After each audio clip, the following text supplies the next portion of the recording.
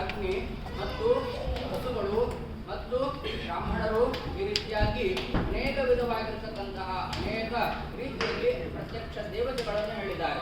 ಹಾಗಾಗಿ ಇವತ್ತಿನ ದಿನ ಲಕ್ಷ್ಮೀ ನರಸಿಂಹ ಜಯಂತಿ ಎಂಬುದಾಗಿ ನಾವು ಆ ಉತ್ಸವವನ್ನು ಲಕ್ಷ್ಮೀ ನರಸಿಂಹ ದೇವರಿಗೆ ಶಿರಸಾಷ್ಟಾಂಗ ಪ್ರಣಾಮಗಳನ್ನು ಇವತ್ತು ಮಾಡ್ತಾ ಇದ್ದೇವೆ.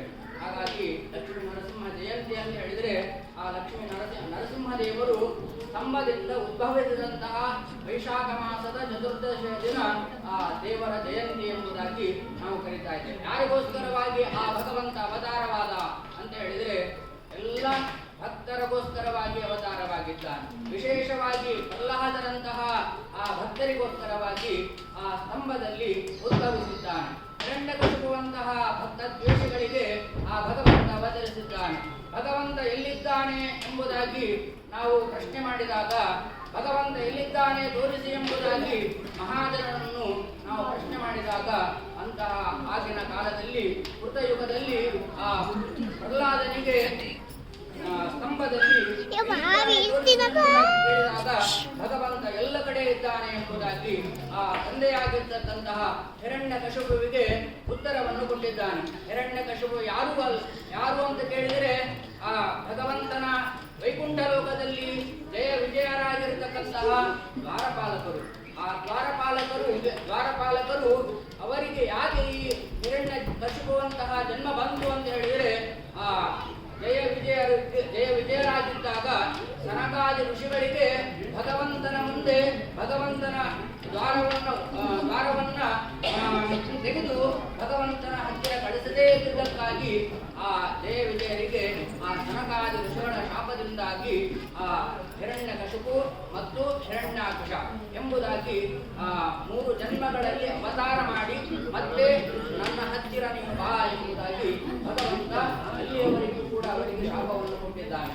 ಜಯ ವಿಜಯರು ಭಗವಂತನ ಹತ್ತಿರ ಪ್ರಾರ್ಥನೆ ಮಾಡಿದಾಗ ಆ ಸನಕಾದಿ ಋಷಿಗಳ ಒಂದು ಶಾಪವನ್ನು ವಿಮೋಚನೆ ಮಾಡುವುದು ಹೇಗೆ ಅಂತ ಕೇಳಿದಾಗ ಭಗವಂತ ಹೇಳ್ತಾನೆ, ಒಳ್ಳೆಯ ಜನ್ಮ ಬೇಕು ಅಂತ ಹೇಳಿದ್ರೆ 7 ಜನ್ಮ ಬೇಕು, ಆದರೆ ನನ್ನ ಹತ್ತಿರ ಬೇಗ ಬರಬೇಕು ಅಂತ ಹೇಳಿದ್ರೆ 3 ಜನ್ಮಗಳು ಬೇಕು. 3 ಜನ್ಮಗಳು ಬೇಕಾ 7 ಜನ್ಮಗಳು ಬೇಕಾ ಎಂಬುದಾಗಿ ಹೇಳಿದಾಗ ಜಯ ವಿಜಯರು ಆಯ್ಕೆ ಮಾಡಿದ್ದು 3 ಜನ್ಮಗಳು.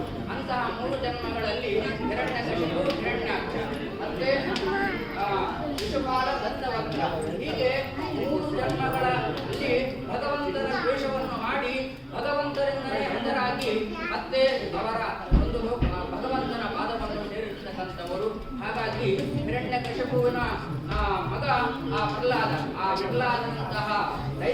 ಭಗವಂತನಿಗೆ ಭಗವಂತ ಲಕ್ಷ್ಮೀ ನರಸಿಂಹದೇವರು ಸ್ತಂಭದಲ್ಲಿ ಉದ್ಭವಿಸಿ ಆ ಹಿರಣ್ಯಕಶಿಪುವನ್ನು ತೊಡೆಯ ಮೇಲೆ ಹಾಕಿಕೊಂಡು ಆ ಹಿರಣ್ಯಕಶಿಪುವನ್ನು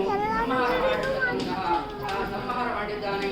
ಹಾಗಾಗಿ ಭಗವಂತನ ಭಕ್ತರಿಗೆ ಉತ್ತಮವಾಗಿರತಕ್ಕಂತಹ ದಿನ ಅಂದ್ರೆ ಪ್ರಹ್ಲಾದನಂತಹ ಯಾರು ಭಗವದ್ ಭಕ್ತರಿದ್ದಾರೋ ಅಂತಹ ಭಗವಂತನ ಭಕ್ತರಿಗೆ ಲಕ್ಷ್ಮೀ ನರಸಿಂಹರು ದೇವರು ದರ್ಶನವನ್ನು ಕೊಟ್ಟಿರತಕ್ಕಂತಹ ದಿನ. ಹಾಗಾಗಿ ಇವತ್ತಿನ ದಿನ ಗುರುಗಳು ಶ್ರೀ ವಿದ್ಯಾಭೂಷಣ ತೀರ್ಥರು ವಿದ್ಯಾಭೂಷಣರು ಸನ್ನಿಧಾನದಲ್ಲಿ ಲಕ್ಷ್ಮೀ ನರಸಿಂಹದೇವರ ಮಂತ್ರವನ್ನು ನಮಗೋಸ್ಕರವಾಗಿ ಭಕ್ತಜನಕ್ಕೋಸ್ಕರವಾಗಿ ಇಡೀ ದೇಶಕ್ಕೋಸ್ಕರವಾಗಿ ಒಳಿತಾಗಲೆಂದು ಹೇಳಿ ಆ ಲಕ್ಷ್ಮೀ ನರಸಿಂಹದೇವರನ್ನು ನಾವು ಇವತ್ತು ಪ್ರಾರ್ಥನೆ ಮಾಡಿದ್ದೇವೆ. ನಮ್ಮ ದೇಶದ ಒಂದು ಪರಿಸ್ಥಿತಿ ಹಿರಣ್ಯಕಶಿಪುವಿನಂತೆ ಇದೆ. ನಾನೇ ದೇವರು, ಎಲ್ಲವೂ ಕೂಡ ನನ್ನದೇ ಆಗಲಿ, ಹೀಗೆ ಎಲ್ಲರನ್ನು ದ್ವೇಷಿಸುವಂತಹ ಸಮಯ ಈ ಪರಿಸ್ಥಿತಿ ಉಂಟಾಗಿದೆ. ಅದಕ್ಕೋಸ್ಕರವಾಗಿ ಯಾವ ದ್ವೇಷಗಳಿದ್ದಾರೋ ಅಂತಹ ಭಗವದ್ ದ್ವೇಷಗಳಿದ್ದಾರೋ, ಯಾರು ಸಜ್ಜನರನ್ನು ರಕ್ಷಣೆ ಮಾಡುವುದಿಲ್ಲವೋ, ಯಾರು ಹಿಂಸಿಸುತ್ತಾರೋ ಅಂಥವರಿಗೆ ಈ ಲಕ್ಷ್ಮೀ ನರಸಿಂಹದೇವರ ಮಂತ್ರದಿಂದ ಮಾಡಿದಂತಹ ಹೋಮ ನಮ್ಮ ದೇಶಕ್ಕೆ ಜಯವಾಗಲಿ ಎಂಬುದಾಗಿ, ನಮ್ಮ ಸಜ್ಜನರಿಗೆ ಒಳ್ಳೆಯದಾಗಲಿ ಎಂಬುದಾಗಿ ನಾವು ಭಗವಂತನಲ್ಲಿ ಪ್ರಾರ್ಥನೆ ಮಾಡೋಣ.